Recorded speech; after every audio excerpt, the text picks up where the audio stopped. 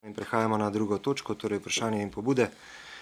Na zastavljeno vprašanje svetniške skupine Liste Dušana Papeža Alenke Jevšnik in svetniške skupine Liste Mateja Slaparja Matija Podjeda bo odgovorila Katja Vegel, na vprašanje svetniške skupine Nove Slovenije Ivan Kavčakar pa bo odgovoril Tim Štritov. Najprej dajem besedo gospe Alenki Jevšnik v imenu svetniške skupine Liste Dušana Papeža. Izvolite. Dolgotrajna oskrba v občini Kamnik. V luči aktualnih razprav o uvedbi in postopnem izvajanju sistema dolgotrajne oskrbe ter ob dejstvu, da številne občine po Sloveniji že pripravljajo konkretne korake za zagotovitev dostopnosti storitev dolgotrajne oskrbe, me zanima oziroma vas prosim za odgovore na naslednja vprašanja.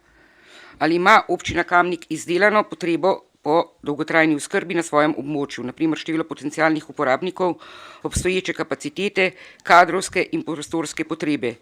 Če da, kdaj je bila zadnjič posodobljena in ali je javno dostopna?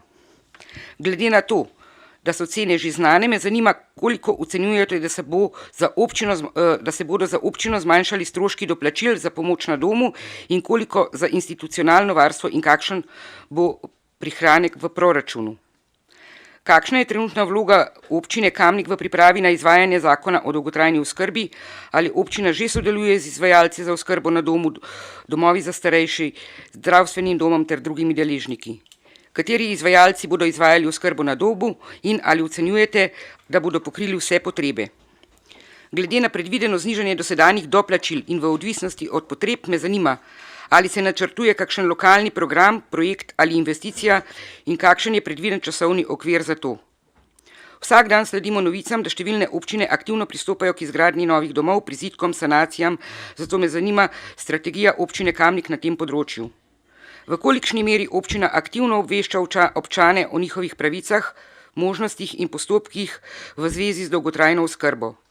Ali imajo občani dovolj jasnih informacij, kam se lahko obrnejo po pomoč ali svetovanje glede dolgotrajne oskrbe? Ali so bile v zadnjem letu izvedene kakšne informativne aktivnosti, delavnice, objave v Kamničanki na spletni strani in podobno?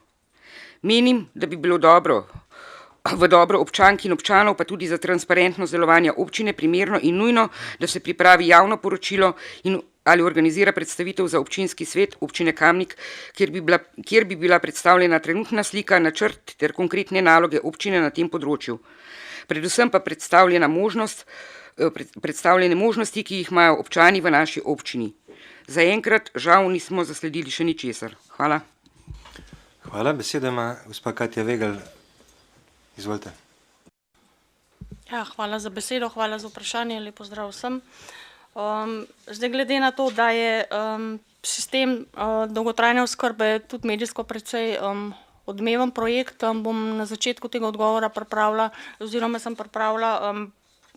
pač kratko predstavitev, kaj sam sistem dolgotrajne oskrbe sploh nam ponuja. Tudi v luči glede na to, da smo na nek način s 1.7. Vsi zaposleni upokojenci in pa delodajalci vpeti v to in sicer s plačevanjem prispevka. V nadaljevanju so pa pač podana vprašanja, seveda na odgovore, pač na tiste vprašanja, kjer so podatki glede same izvedbe pač do zdaj že znani. Sistem dolgotrajne oskrbe v Sloveniji je najpomembnejši socialni projekt zadnjih let. Zakon o dolgotrajni oskrbi se postopoma uveljavlja od leta 2024 s ciljem zagotoviti celostno podporo osebam, ki zaradi bolezni, starostne oslabelosti ali invalidnosti potrebujejo pomoč pri vsakodnevnih opravilih. Zakon predvideva postopno uveljavljanje pravic in oblikovanje mreže izvajalcev, vstopnih točk, informacijskih rešitev in podpornih mehanizmov. Pri samem vzpostavljanju sistema dolgotrajne oskrbe se je pokazalo, da bo za njegovo celovito in učinkovito implementacijo potrebnega več časa, kot je bilo sprva predvideno. Sam obseg dolgotrajne oskrbe glede na kategorijo in omejitev samostojnosti ali sposobnosti samooskrbe je razdeljen na pet kategorij. In sicer prva kategorija gre za lažje omejitve, druga kategorija zmerne omejitve, tretja kategorija težje omejitve, četrta kategorija težke omejitve in pa peta kategorija najtežje omejitve.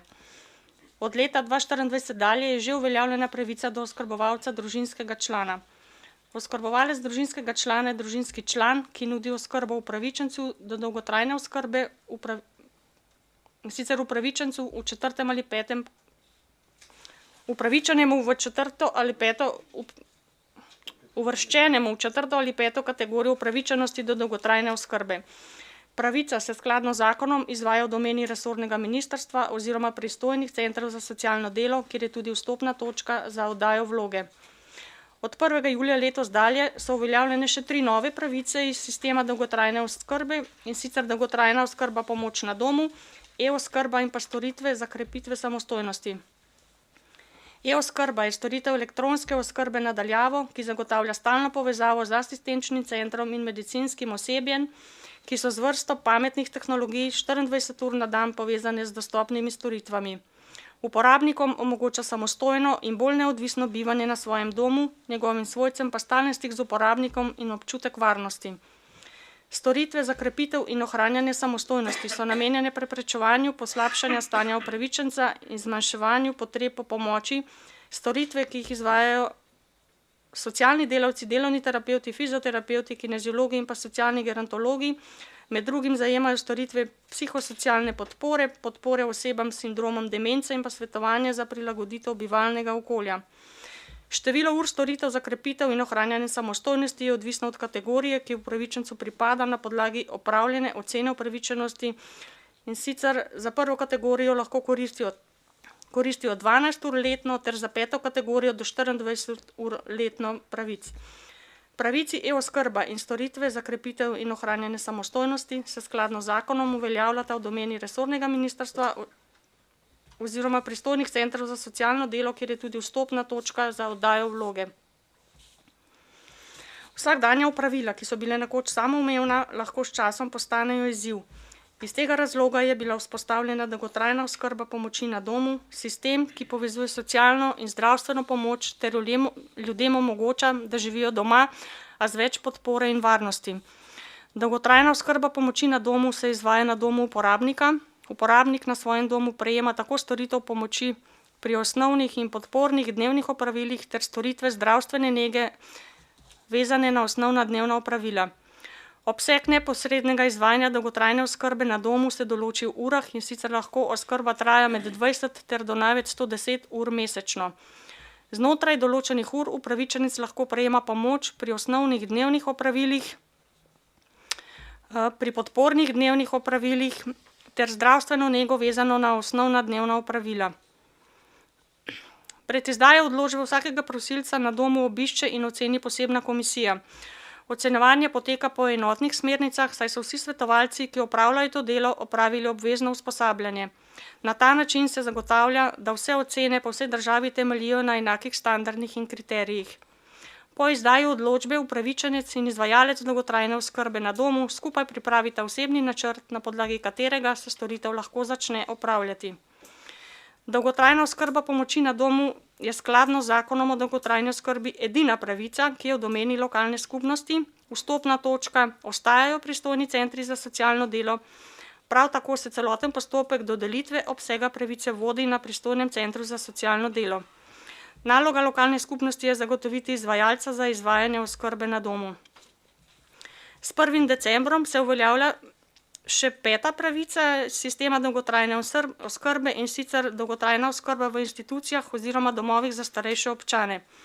S tem naj bi bivanje v domovih postalo cenovno dostopnejše, saj bodo varovanci plačevali le prehrano in strošek nastanitve, storitve iz dolgotrajne oskrbe pa bodo krite iz pobranih prispevkov, ki se plačujejo od julija letošnjega leta. Iz sistema dolgotrajne oskrbe so izvzeti varovanci, ki so nastanjeni v posebnih socialnih zavodih. Analize o potrebah dolgotrajne oskrbe opravlja Inštitut Republike Slovenije za socialno varstvo. Vse analize so dostopne na njihovi spletni strani. Natančne analize za občino Kamnik niso na voljo, inštitut pa je pripravil oceno potencialnih uporabnikov dolgotrajne oskrbe, pri čemer se lahko pri napovedih izhaja edino iz obstoječih podatkov pred vzpostavitvijo novega sistema, seveda pa se v tem trenutku še ne ve, ali se bodo potencialni uporabniki odločali za menjavo pravice in za katere pravice se bodo sploh odločili. Obenem so tudi nekatere statistike na področju dolgotrajne oskrbe v Sloveniji, ki so dostopne, še precej nezanesljive, na primer ocene, ki izhajajo iz patronažnega varstva. Zadnji podatki, vključeni v analize glede potencialnih uporabnikov v okviru novega zavarovanja, so večinoma iz leta 2023 in so skladni z definicijo dolgotrajne oskrbe. Dolgotrajno oskrbo mednarodne institucije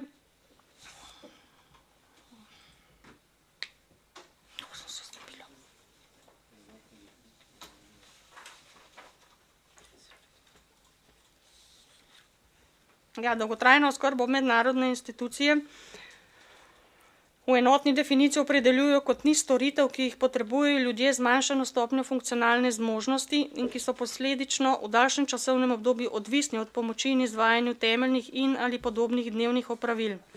Glede na dostopne podatke in definicijo, inštitut ocenjuje, da je obstoječih prejemnikov storitev socialnega in zdravstvenega varstva, ki bi jih lahko umestili v dolgotrajno oskrbo, v Kamniku 935. To vključuje institucionalno varstvo, oskrbo na domu ter pa prejemnike denarnih prejemkov. Med temi se ocenjuje, da je 657 oseb takih, ki pa bodo upravičeni do dolgotrajne oskrbe v okviru novega zakona, ne ve pa se, ali se bodo za pravice tudi odločili. Pri tem na inštitutu opozarjajo, da so predvsem ocene za dolgotrajno oskrbo na domu morebiti precenjene, razpoložljivi administrativni viri za patronažno varstvo namreč ne omogočajo opredelitve storitev na način, iz katerega bi bilo razvidno, ali gre za storitev dolgotrajne oskrbe ali ne, zato so prejemniki patronažnega varstva ocenjeni na podlagi rezultatov pilotnega projekta medresorske delovne skupine v letu 2012 in so torej ocene. Bolj natančni podatki v tem trenutku na nacionalni ravni še niso na voljo. Strani Centra za socialno delo Kamnik so nas obvestili, da vstopne točke še ne premorejo celovitega informacijskega sistema, ki bi na enostaven način prikazoval podatke o vlogah, ki se nanašajo na dolgotrajno oskrbo. Je pa moč iz obstoječega sistema Krpan ugotoviti, da je za 25 občanov iz občine Kamnik že narejen začasen osebni načrt, ki se sklene z oskrbovalcem družinskega člana. Podatka, koliko je že izdanih odločb za dolgotrajno oskrbo pomoči na domu v občini Kamnik, v tem trenutku še ni mogoče pridobiti, saj sistem tega ne omogoča. Po pogovoru z direktorjem zavoda Pristan se izvajanje dolgotrajne oskrbe pomoči na domu v občini Kamnik še ne izvaja. Realno je pričakovati, da bo sistem zaživel v drugi polovici prihodnjega leta. Občina Kamnik glede na izvajanje dolgotrajne oskrbe pomoči na domu sodeluje z izbranim izvajalcem, to je zavod Pristan, s katerim je bil spomladi tudi podpisan aneks k obstoječi koncesijski pogodbi o izvajanju storitev. Po pogovorih z izvajalcem storitev ocenjujemo, da iz naslova klasične pomoči na domu v prihodnjem letu še ne bo bistvenega prihranka, saj gre pri dolgotrajni oskrbi pomoč na domu za storitev, ki se bo v prihodnjih mesecih pričela postopno uvajati. Prav tako bo prihranek odvisen od števila uporabnikov, ki bodo prekinili izvajanje tako imenovane klasične storitve pomoči na domu in bodo prešli v sistem dolgotrajne oskrbe. Več prihrankov si lahko občina obeta iz naslova doplačevanja oskrbnin v domovih za starejše. Od 1.12. letošnjega leta dalje bodo cene za uporabnike precej nižje.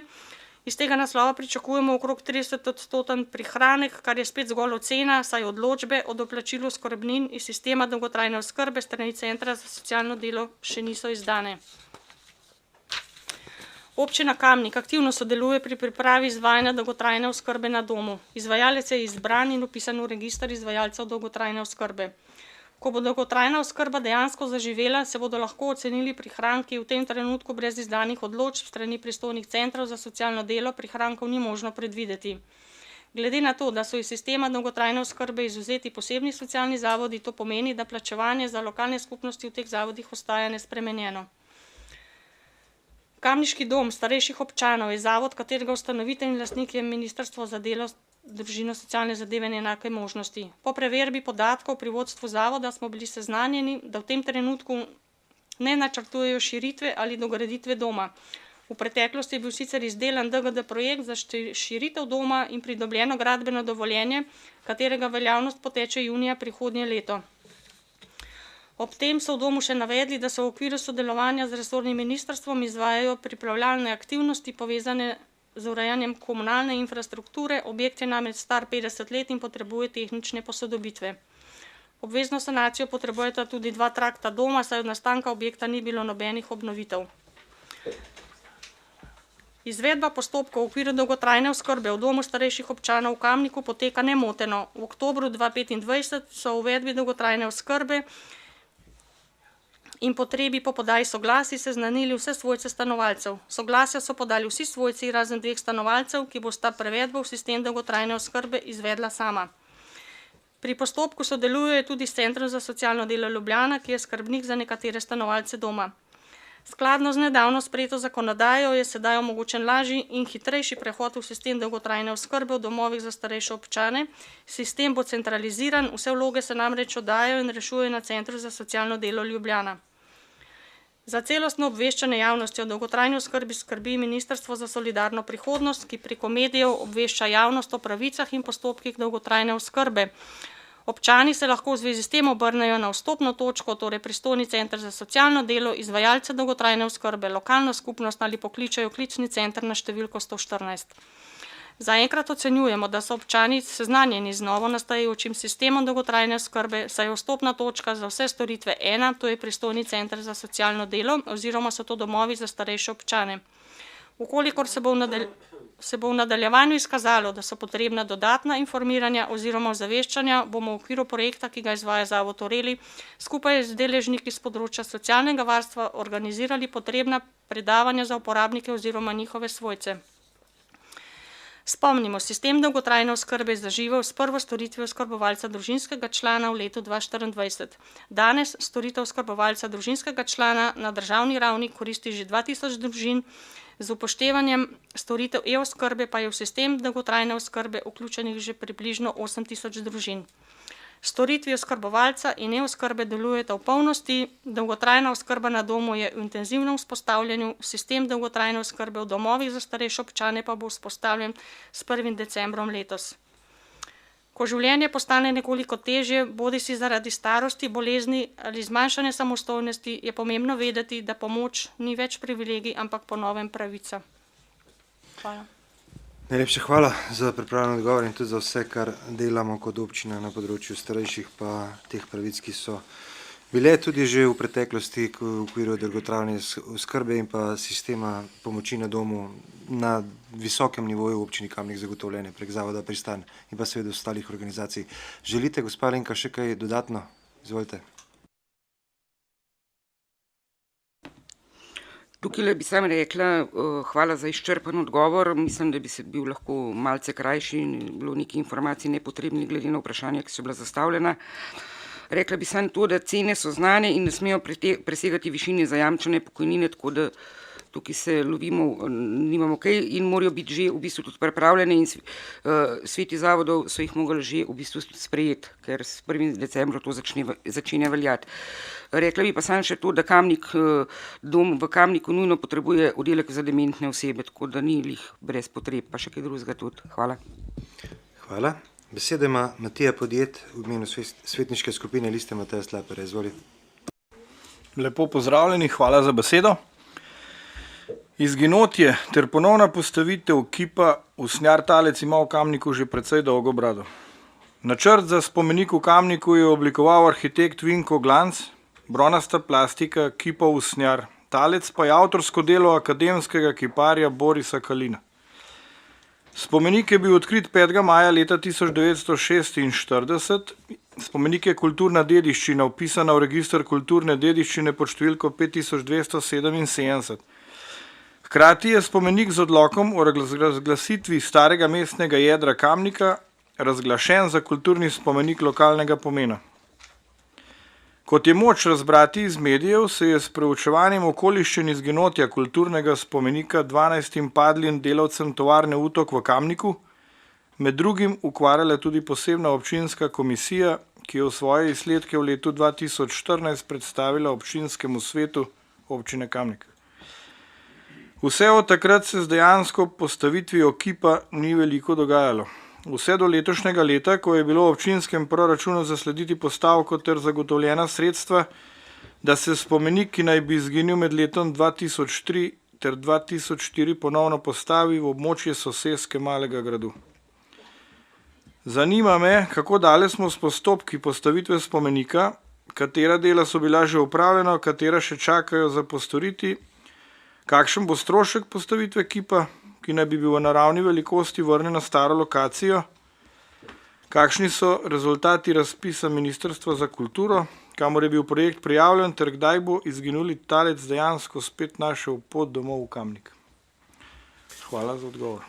Hvala. Odgovor je pripravila gospa Uršula Miheličič-Glavan, prebrala pa ga bo vodja oddelka gospa Katja Vegel. Izvolite. Hvala. Občina Kamnik je letos pristopila k postopkom in aktivnostim za ponovno postavitev spomenika padlim delavcem tovarne Utok v času NOB avtorja Borisa Kalina, izvedba leta 1946. Prvotno je bil spomenik postavljen pred vhodom v nekdanjo tovarno Utok, po umestitvi stanovanjske soseske na območju nekdanje tovarne pa je bila po zaključku gradnje predvidena postavitev v delu parkovne ureditve trga med stanovanjskimi objekti. Bronasta skulptura je bila v času gradnje stanovanjske soseske Mali grad odtujena, do realizacije ponovne postavitve ni prišlo in je do danes na namero postavitve skulpture spominjal le originalni kamniti podstavek z napisi padlih delavcev tovarne Utok znotraj stanovanjske soseske. V letu 2025 so v odloku v proračunu občine Kamnik namenjena sredstva za financiranje obnove podstavka in izdelavo novega ulitka bronaste skulpture. Čeprav občina Kamnik na razpisu Ministrstva za kulturo s projektom ni pridobila podpore za sofinanciranje obnove skulpture, se je občina kljub temu odločila, da spomenik obnovi.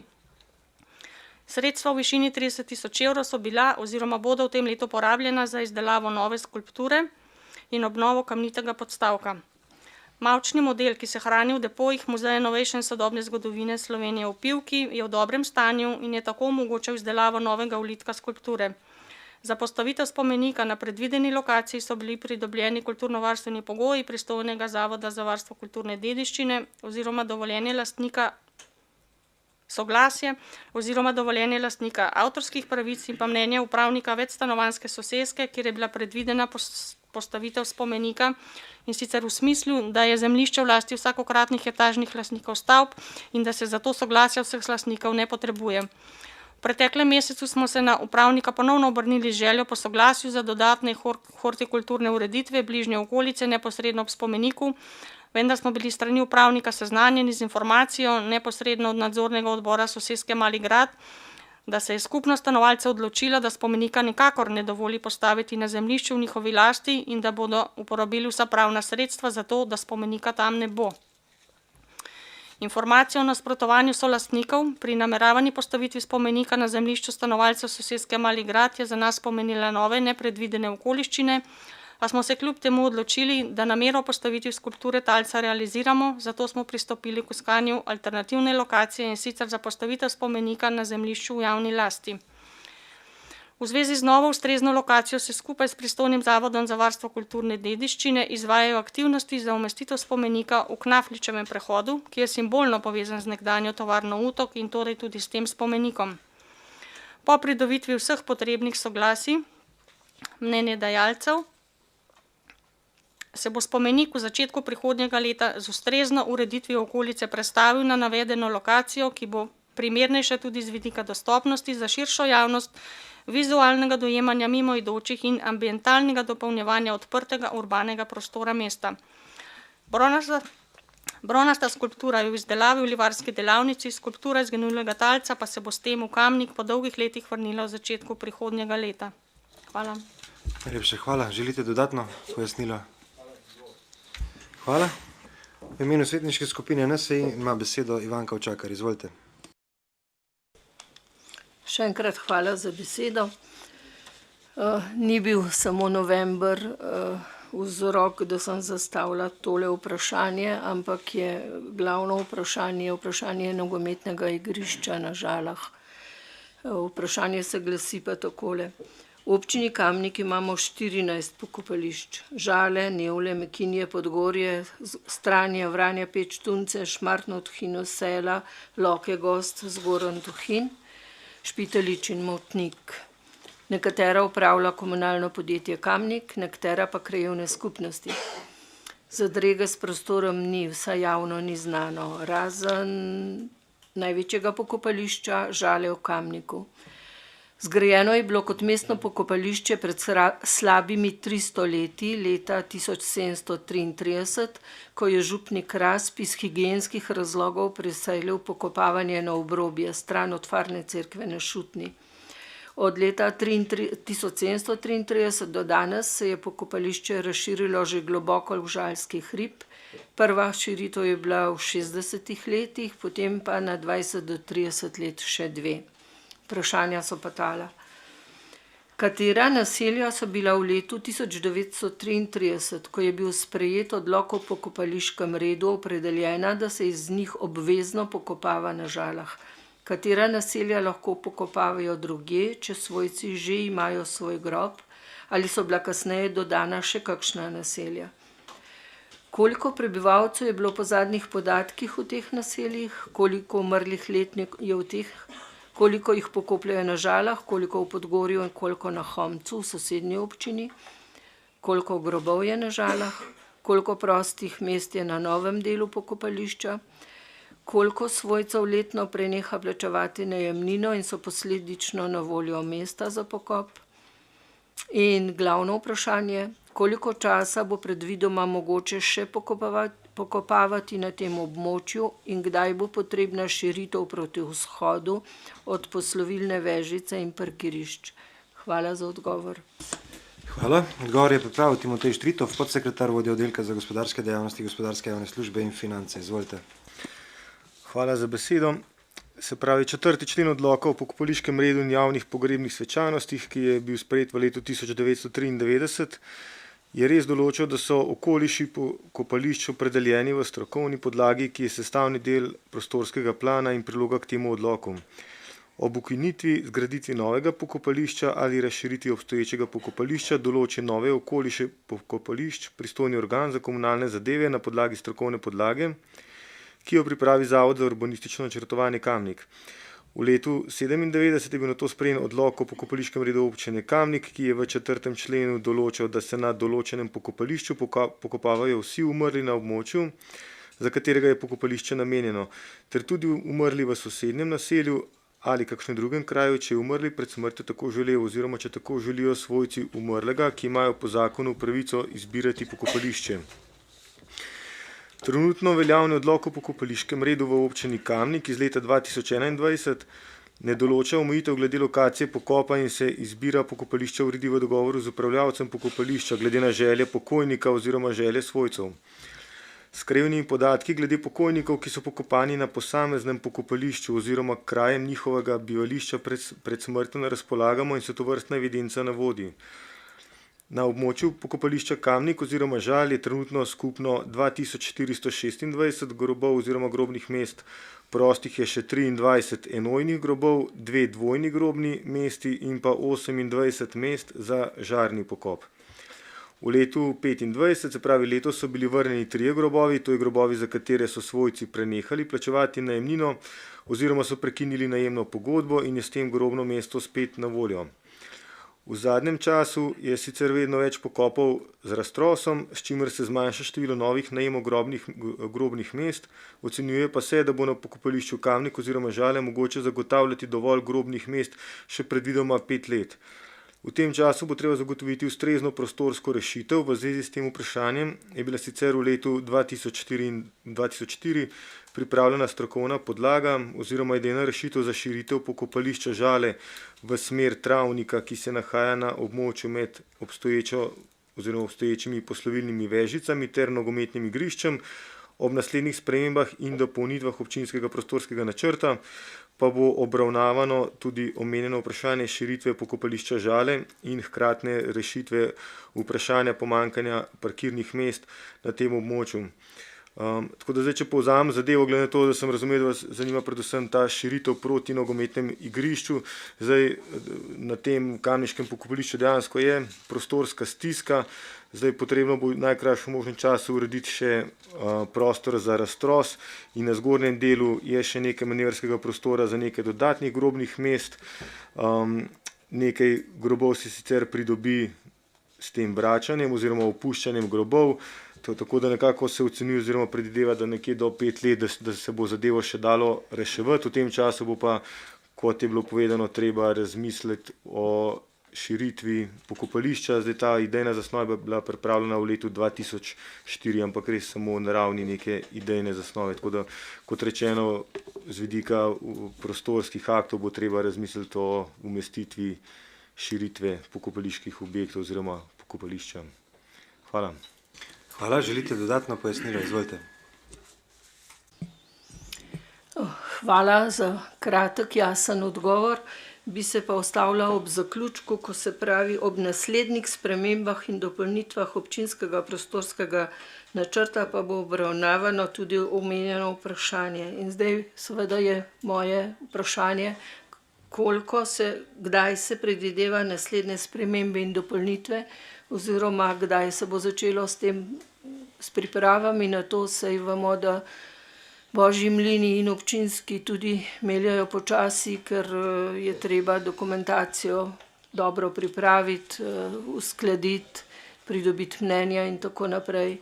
A to pomeni, da se bo že v naslednjem letu ali v naslednjih 2 letih karkoli v zvezi s tem začelo pogovarjati. Ne trdim, da se bo že glasovalo. Hvala lepa. Hvala, zdaj predvsem je bistveno, da smo ta travnik, kjer je športno igrišče in kjer je možnost širitve, pridobili vlast nazaj v denacionalizacijskem postopku in je zdaj v lasti občine Kamnik, kar pomeni, da ga bomo lahko uporabili, ker prej je bil to ne v lasti občine, torej pred letom 2019, mislim, da. Je pa, kar je bilo bistveno izpostavljeno, je, da je potrebno odpreti zazidalni načrt oziroma občinski prostorski načrt in dejansko najde tisto najboljšo rešitev, je to v smeri, kjer je že zdaj Kalvarija in tam okoli, ali pač na tem delu dol, in to bo pa stvar prihodnjega občinskega sveta in pa pač prostorskih načrtov. Hvala.